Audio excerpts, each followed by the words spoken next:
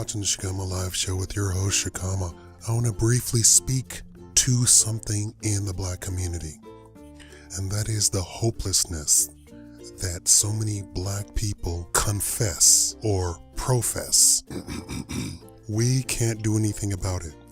I want to say that this is a lie, but I don't want the connotation of me saying this is a lie to offend you. This is a lie not because it's untrue, it's a lie because you shouldn't feel that way. I want you to feel empowered, and that's exactly what this video is about. For instance, I walked into a store to buy some on-site recording equipment so I can do movies outside and that I can record audio outside. I expected to pay about $500 for various items. I'm talking about $500 each. When I got to the particular store, the clerk was too busy. He'd answer a question and then he'd run off. Now, this guy doesn't make commission, so I shouldn't read too much into it, but he was helping another customer before me, and he was very attentive to that customer. Now, I saw what the customer bought. He was buying cables. Those run from $30 to $90. I'm talking about items that cost $500, and he doesn't have time for me.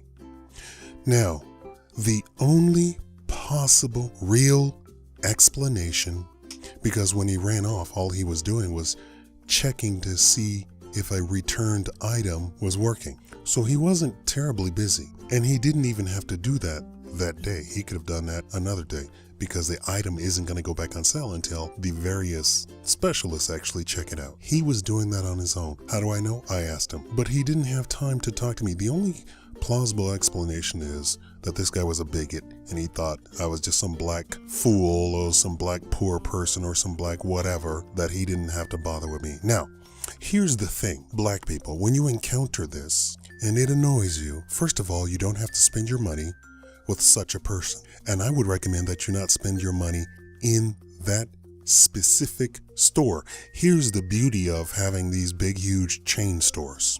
In this economy, if 20 of you stopped buying at those stores, it doesn't take a whole bunch of Black people to stop buying in a space. That store will go under. They are looking to shut down stores. And when they shut down stores, now in this economy, all it takes is for the store to not make as many sales as the very next store.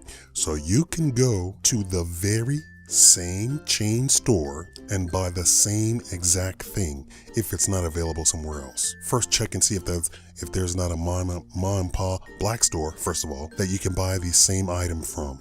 And if that's not available, go to a different store branch. That's all you have to do. You say that you don't have the power, you can't do this and that and that.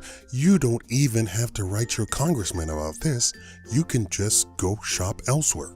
That's how you do it. You have the power. Your dollar, even a dollar. I know so many people online here on YouTube will say, well, that multi-million-dollar chain isn't going to even notice that you don't purchase there anymore. Oh yes, they do. They do. Do you see how many stores are shutting down now? I want you to feel empowered every time you see a store shut down, because that reaffirms exactly what I'm saying. It doesn't take 10,000 Black people to stop shopping at a store for it to shut down. It can be as few as 20. Why? Because the store might not be doing so well in the first place.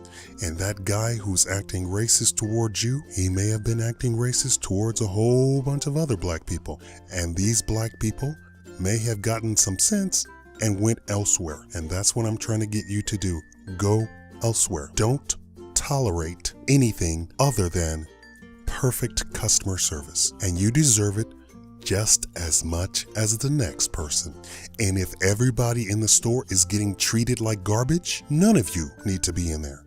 White, Black, blue, or green. And you don't even need to say anything. You don't need to get ugly. You don't need to get angry. Just walk right on out and go somewhere else and spend your money and never come back. That's the problem. That's the real problem. You get angry one day, but you're right up in that store once again the very next day. You need to stand up, grow a backbone, and that backbone is attached to your legs, and your legs need to carry you elsewhere. It will be a cold day in hell if I ever set foot in a store and somebody said something like, "We don't want your kind here," oh, I wouldn't even blink. I would do a U-turn, and that would be the last they ever saw of me. I wouldn't even drive into the same parking lot. You have the power, black people. You have it. It's in your pocketbook. You don't have to organize anything.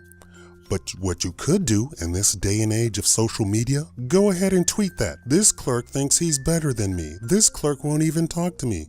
This clerk is following me around. This whole shopping while black does not need to happen. Do you know who the majority of shoplifters are? White people. It's a fact. You can go look it up. There is no reason you need to experience shopping while black. Carry your behind out of that store immediately. Throw down anything that you haven't purchased and go. They'll get the point when 20 other black people walk out immediately after being treated like that. I heard a lady on TV, an anchor woman, a black anchor woman. Now she's got to be making $60,000 to $250,000 a year, right? She's got it, right? She says she goes overboard and makes sure she purchases something even when she doesn't want it, just to make sure that the people understand that she's black and has money. That's slave mentality. You have nothing to prove to anybody. Drop what you're holding and walk out. Your money is your power as a citizen. You don't have to write anybody. Drop what you're holding and walk out and tweet. Make sure you take a picture of the store and say, "This store has racist people in it." And get the stepping and never come back. Thank you for watching the Shakaama Live Show.